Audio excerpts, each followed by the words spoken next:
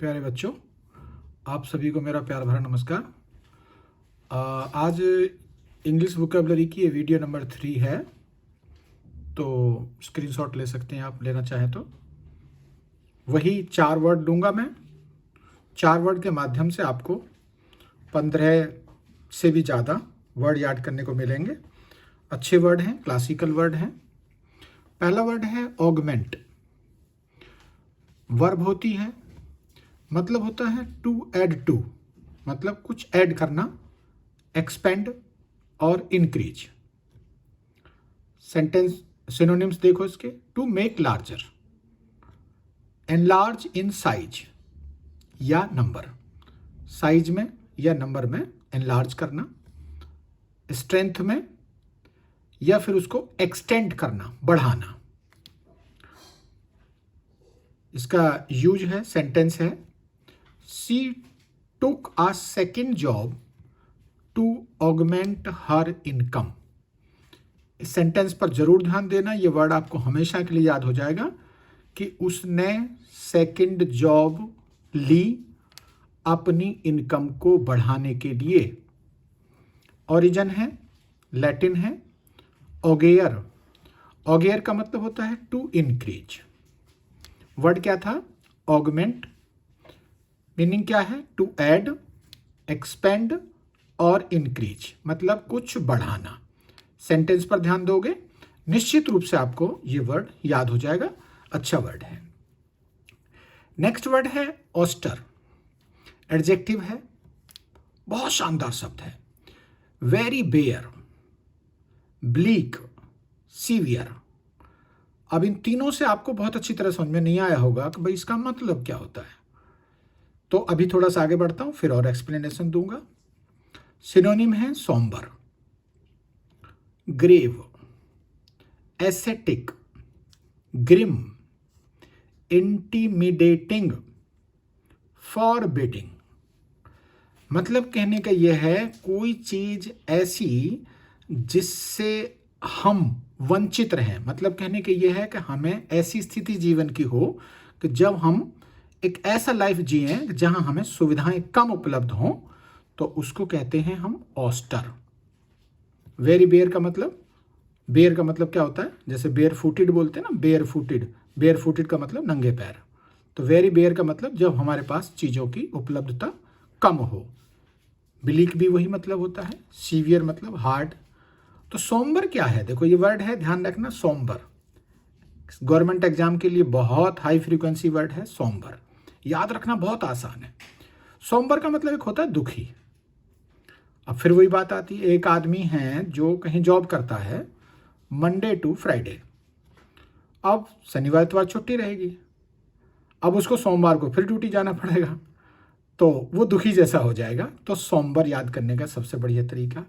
Grave के 2 meaning होते हैं। ग्रेव का मतलब एक होता है गंभीर और एक होता है कब्र, है ना। इसी तरह से एसेटिक, ऐसी लाइफ जिसमें हम सांसारिक चीज़ों को कम यूज करते हैं। और उसी तरह से ग्रिम का मतलब भी ऐसी स्थिति होती है जो थोड़ी सी मुश्किल वाली स्थिति होती है। इंटिमिडेटिंग का मतलब होता है डराना। फॉरबिडिंग का मतलब होता है किसी चीज़ को छोड़ना। जैसा कि मैं बार बार वीडियो में कहता हूँ, synonyms are not same meaning. Synonyms थोड़े से होते हैं। अब इसका एग्जाम्पल देखोगे तो आपको वर्ड निश्चित रूप से याद हो जाएगा। The Saharan desert is the one of the most austere habitat on the earth. Sahara का जो डेजर्ट है वो दुनिया का सबसे ज्यादा ऑस्टर हैबिटेट है। ऑस्टर मतलब ऐसा हैबिटेट जहां जीना, इसमें ई नहीं है, हैबिटेट है अर्थ पर जहां जीना बहुत मुश्किल होता है। ओरिजिन कहां से आया है? ग्रीक से आया है। ऑस्टेरोस मतलब सीवियर। सीवियर का मतलब होता है हार्श, और लैटिन का वर्ड है एस्टेरोस, इसका मतलब भी सीवियर होता है। तो 2 वर्ड बताए आपको मैंने। चलो उसके बाद नेक्स्ट वर्ड है बाक। बाक वर्ब है और नाउन भी है। तो वर्ब का मतलब होता है इसका to stop, block abruptly, eschew, resist. मतलब कहने का मतलब होता है किसी को रोकना, किसी को मना करना, नाउन में क्या है? अ रफली स्क्वेयर्ड टिम्बर बीम। अभी समझाऊंगा इसका मतलब। सिनोनिम में क्या होता है? इम्पीड। इम्पीड का मतलब भी रोकना होता है। ऑब्स्ट्रक्ट का मतलब भी रोकना होता है। रिफ्यूज टू मतलब मना करना।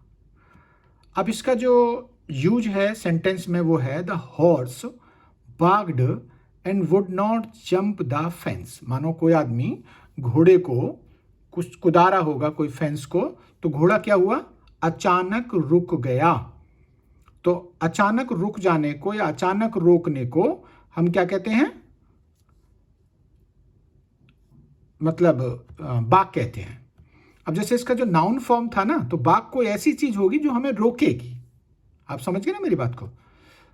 ओरिजिन है ओल्ड नॉर्थ शब्द है जिसका मतलब होता है बाकर। बाकर का मतलब होता है पार्टीशन, मतलब टुकड़े करना।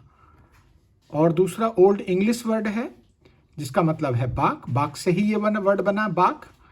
और इसका मीनिंग होता है unplugged ridge. Unplugged ridge. Ridge जानते हो?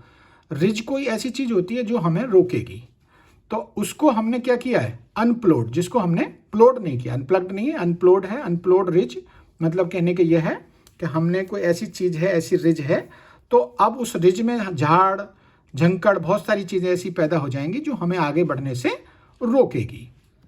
सिनोनिम्स पर जरूर ध्यान दे, इस पे यूज पर जरूर ध्यान देना है कि हॉर्स ने क्या किया? अचानक रुक गया और वो फेंस को नहीं कूदेगा। चलो नेक्स्ट वर्ड है बिक्वेथ। बिक्वेथ एक वर्ब है। वर्ब है, इसका मतलब होता है to pass on in a will.